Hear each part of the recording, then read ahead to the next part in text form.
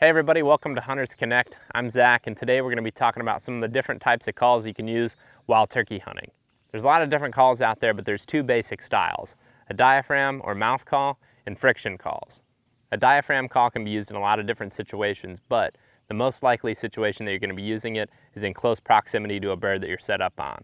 The nice thing about a diaphragm call is you can get pretty quiet with it, so if you have a bird that's close and you're trying to coax him into shotgun range, this is the perfect call to use. The first style friction call that we're going to talk about is a pot and peg style call.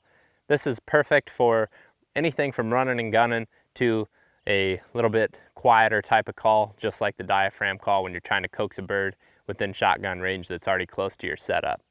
You can get pot calls in a lot of different styles. This one's a glass call, but you can get them in slate, aluminum, copper, and you're going to get different sounds out of all of them.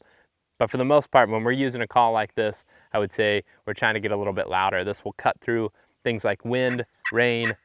It's just going to help get that sound out a lot further on days when birds are less likely to hear your quieter calls. Another very popular friction call is a box call.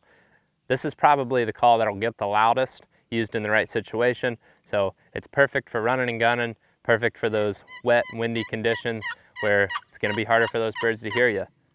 Really, all you need is one call to call in gobblers, but if you master all these different types of calls, you're going to have a broader range of sounds to be able to call in toms in different calling situations.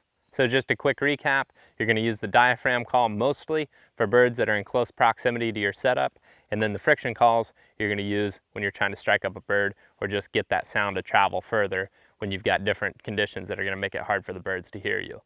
Hopefully this tip helps you better understand how we use these different calls throughout the spring and helps you call in more gobblers while you're hunting.